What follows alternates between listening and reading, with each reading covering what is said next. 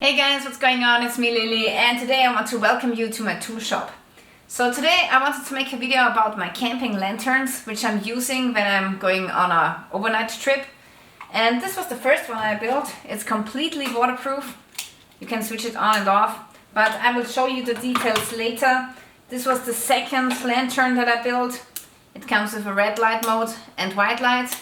Pretty awesome. So now let's take a close look on these lamps, how they work, and then we are going to build a third one because I need a third one. So stay tuned. Okay, let me show you the first light, the first camping light in detail. So this is actually only half built by me because I've scavenged this part here from an old flashlight and it had a dead battery, so I just took out this module here, and this module comes with 12 LEDs, and it also came with 12 resistors. The only thing was that it had a 6-volt battery and the resistors were constructed for a 6-volt battery, so they were too strong for my 18650 battery, which has less volts. Okay, so I had to get more resistors and solder in more resistors in parallel, which will give me less resistance, and now the LEDs will get enough of power from the battery to be fully bright. And yeah, in the end I also attached this switch, and I also have attached this charging module, and this is worth gold. Okay, you can get these charging modules for about $1.50 or $2 on Amazon, and it's charging your 18650 battery with USB. Okay, so this is my power bank, and with this module you can recharge this battery in the wilderness, which is really awesome. So if you're staying, in the wilderness for a couple of days, you really need to recharge your batteries. And this module here also comes with overload protection. So once it's charged, you will see a green light and then it will stop charging the battery. So this was my first camping light, and it comes in this waterproof container which I had at home, so I used it, and it's 100% waterproof, so you can throw this into the river if you want to. Okay, the next light is this one, and this is actually the same as the other one, only that I just used a bottle as a container. So every time I'm switching this on, I have to pull out the switch first. So this light comes with two modes, the red light and the white light. And you also can see this charging module right here. So I can recharge this light with USB as well. And here I've attached some paracord, which I've glued in to the lid. So this is completely waterproof. And if I close this, you can hang it up a branch or carry it in your hand, and it's really waterproof. Alright guys, so now I want to build another lantern like this one here. And I'm going to use this bottle. And I have a couple of switches. I think I'm going to choose this one or this one here. This one is definitely too big for sure. And then I have this charging module again. I also have some soldering wire. And then I have this 18650 battery here, which I scavenged from an old laptop. And a couple of months ago I have ordered these white LEDs. They are 5mm and they draw about 20 milliamps. And then I have a bunch of resistors here, different kinds. And I also have this wire. Okay folks, before we do anything else, we have to measure the voltage of the battery, which is fully charged.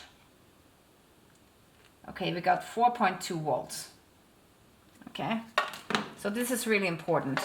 Because, here on the battery it says like 3.7, but when it's fully charged it's more. So now we have 4.2 volts. Okay? Now the thing is that our LED, the white LED with 5mm, this thing here, doesn't have so many volts. It only runs with 3.3 volts. Alright, now we know that the battery delivers 4.2 volts. But the LED only needs 3.3 volts, and also the current of the LED is 20 milliamps. Okay, the battery comes with 3000 milliamps. So now we have to find out which resistor fits our project. And gladly there's something called the Ohm's law, which we can use for calculating our resistor value. And this is the Ohm's law. Voltage is amps multiplied by resistance. And if we change this around, we are searching for the resistance. It's volts divided by amps. So now we have to calculate the difference of our voltage, which is 4.2 minus 3.3. And then we have to divide it by the amps that is used by the LED, which is 20 milliamps or 0.02.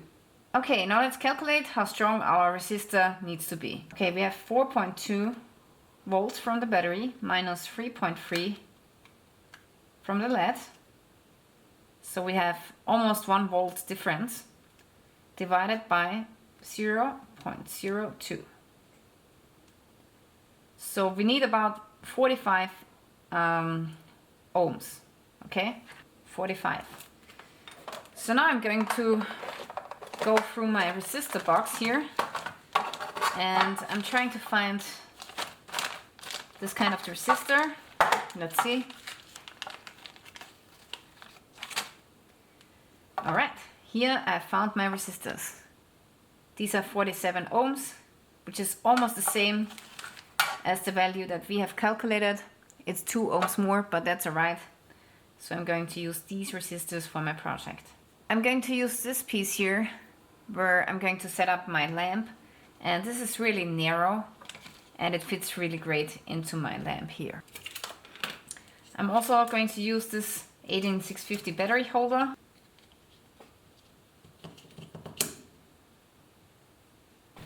Okay, now the LED comes with a shorter wire and with a longer one. And the longer one is the positive one, which is called the anode. Okay, now I'm going to position all of my LEDs and make sure you face it into the same direction. Because if you don't, it won't work. Because LEDs are essentially diodes and they only let through the current in one direction. Okay, that's it. So now I have my 10 LEDs. So now we are going to bend over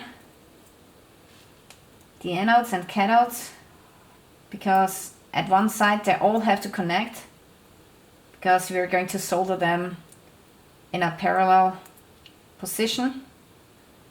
Okay, now let's do some soldering.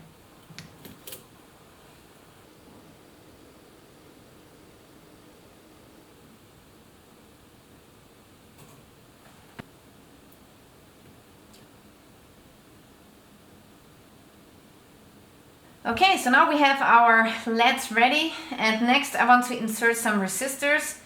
And resistors actually do not have a polarity, you just stick them in this way or the other way around, doesn't matter.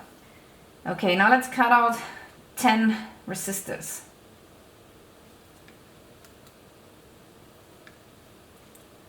Okay, now just take the resistors and stick them in right next to the LEDs.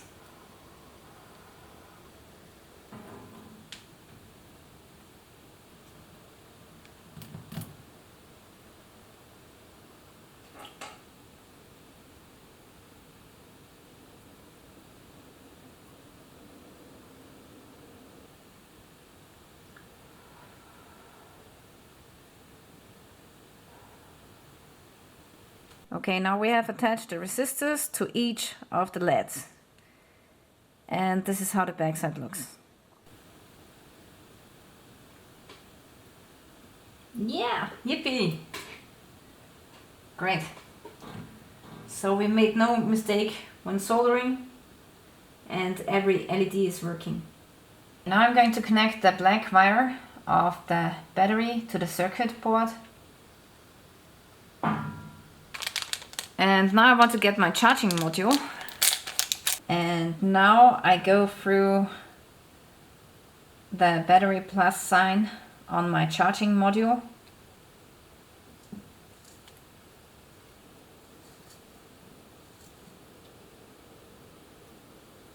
And now with the red wire, I'm coming back to my circuit board.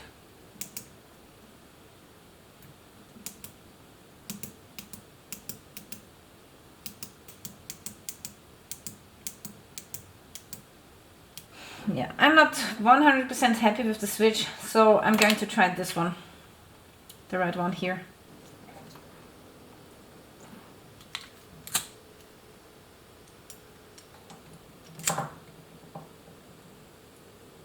Now I want to attach the red wire to the circuit board, but let me switch off the switch first. Okay.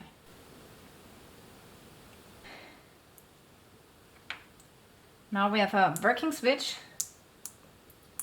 but still we need a black wire from the battery to our charging module.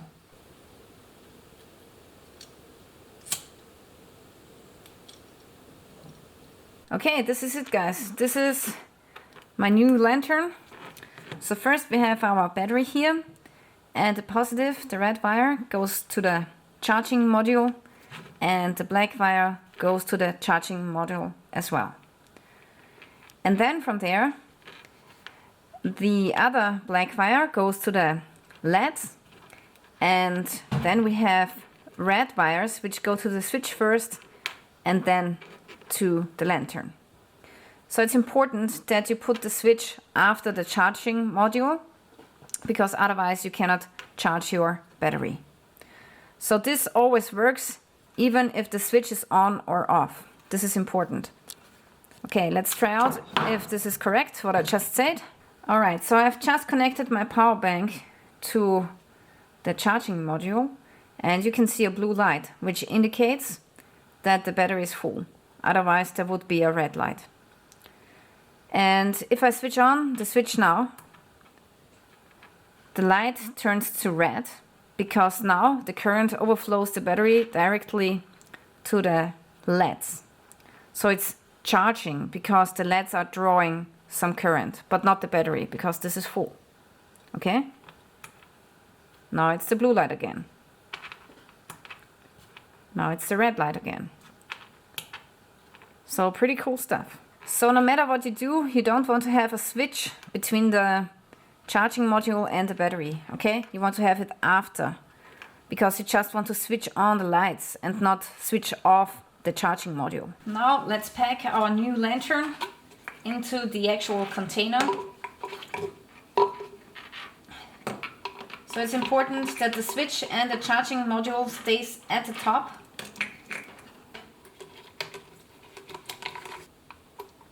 Now this is pretty cool, but you have to attach some kind of string to the switch so that you can pull it out when you need it, right? So here with this lamp, I have taken some wire, and every time I want to charge it or switch it on, I just pull it out with some wire here.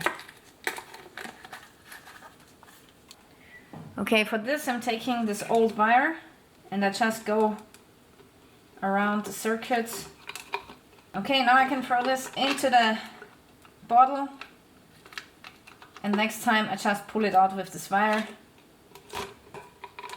So that's the only inconvenience, you have to get out the switch every time. But other than that, you have a really 100% waterproof lamp. Alrighty guys, so this was how to make a small camping lantern. I have to admit, it looks a little bit hilly-billy, but it serves its purpose. So first of all, it's pretty cheap and it only takes about 2 hours to make. The charging module was $1.50. The battery will cost around $2.50, battery holder $1, and each of the LEDs cost me like 10 cents or 5 cents. The circuit board was like $0.50 or something. So in total, maybe you pay $5 for it. Of course, you need a container, this plastic container, and get one with a really big mouth so that you can fit in all of the components here. So yeah, pretty awesome hilly-pilly lantern. I like it, I love it, and it's working. So I had this one for 2 years now, and the older this plastic gets, the more milky it gets, which is awesome because then the light is more smooth. So right now the light is really like intense in the eyes, and this is why I have used a little bit of this plastic wrap, which is semi-transparent on this lamp here, and this will give you a much nicer light, okay? This is a little bit more smooth on the eyes. But other than that, this is a great lamp, and I can't wait to take it out and try it out at my camping trips. And as I said before, it's really 100% waterproof. And if you do not want to make something like this, if you're lazy and say, hey, I don't have the time, I don't have the equipment, there are always alternatives on Amazon. I will link a couple of really cool camping lights which are really cheap down below underneath this video in the description, okay? So if you don't want to build them yourselves, you can always buy them on Amazon. It's not going to be the same though, and maybe not as waterproof as this one, but still they will serve their purpose. I think that building lamps like these are a really fun way to spend your evening if you are alone at home. And that's what I did today, so really awesome. And also it's a great way to learn about electricity. Okay, so this is it for today. I really want to thank you for watching. Auf Wiedersehen. Goodbye.